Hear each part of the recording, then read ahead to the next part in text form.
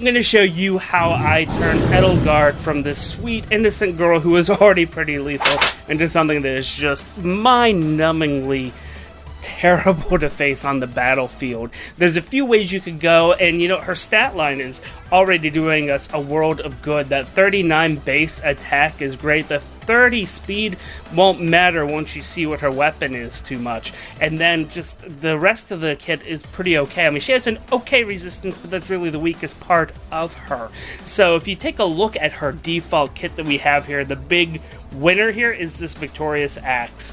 She has this axe that as long as she's pretty much alone on the battlefield, she'll get an extra swing guaranteed, which is really nice. Let's take a look at her A and C skills. We'll skip over B because it's just dull close, which helps, but But anyway, both her A and her C skills rely on her being away from her teammates. This is a weird double-edged sword when it comes down to it. So, or axe, maybe? I don't know. Sorry. The problem here is that she does have to be all alone, unsupported, and you know, it's possible, okay? Like, it works. We've seen this work with other units like Legendary Ephraim.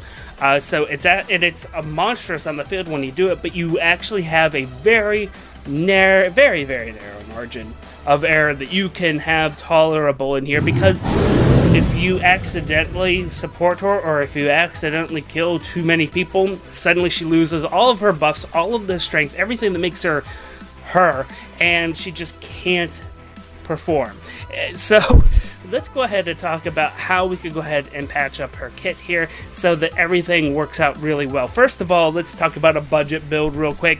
If you're just trying to modify her a little bit, here's what I recommend. First of all, go ahead and put in Bonfire. It's a wonderful C slot. Once you start buffing her defense even just a little bit, it helps out a lot.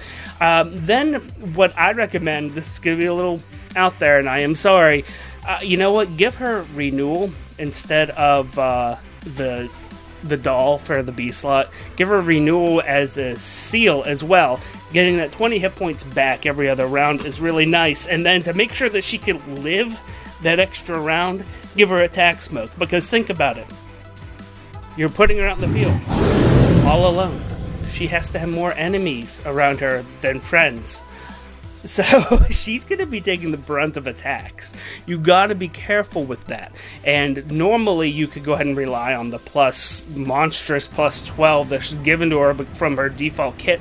But when it comes down to it, that extra 6 attack is missed a little bit, but the fact that you're adding 7 defense effectively against everybody who attacks, including like ranged mages, dragons, and stuff like that to help patch up that resistance, that's what's going to let you live to see the next round. So if you have an Edelgard and you don't have anything else to do with her, she's fine as she is, but these tweaks are going to really put her over the top, and she's going to have a lot of reach. You can bring her into Aether Rage, you can easily bring her into Arena. I mean, those are good scoring things to have on her, so it's just fine. Let's go ahead and talk about some killer builds, however, and these first two are going to be all about Arena. This first one, it's my preference because I really like how devastating her defense is, how little can come through it. And here's the thing is, even if you don't merge her, she's going to reach higher than you would think she could. She's gonna stop going so well against reds, but on equal merge levels, if you went hog on her and you have something that strong, she's gonna be able to handle facing off against reds here and there. She's not gonna come out pretty on the other end, but she'll do it. And this build here is good for it. As far as sturdy impact goes, it doesn't matter that it denies follow-ups because you should be killing it on the second hit anyway. So really, we're doing it for that plus 10 to defense to ensure that we have even more hit points when we're done with it. Not to mention it's just good scoring for Arena. The rest of the kit here is pretty self-explanatory as well.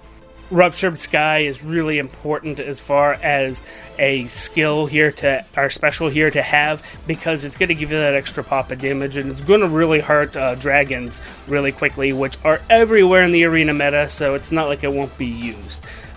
Outside of that, I mean, nothing here is really too shocking or special, so let's go ahead and talk about the second Arena build I have for you. A distant counter build works out rather well on her. She still has a lot of forward momentum as far as offense goes, but on defense, she defends so darn well. And here we're sort of switching things around so that she can catch all of those attacks with her resistance and not worry about things too terribly much. If one day, if we get a rouse attack resistance, which I'm sure we will, maybe even next banner from recording this, that is probably going to be what you'd want to have here, because it's going to help soften the blow as far as catching mages and even fighting against different dragons. But what's really important here is his Wrath is very important. There's other premium B slot skills you can put here. Honestly, this is the most killer out of them all. It's going to give you that advantage, and it'll help charge you later on so that you could just go ahead and initiate and swing in there with your special right away and just go hog wild. It's pretty fun.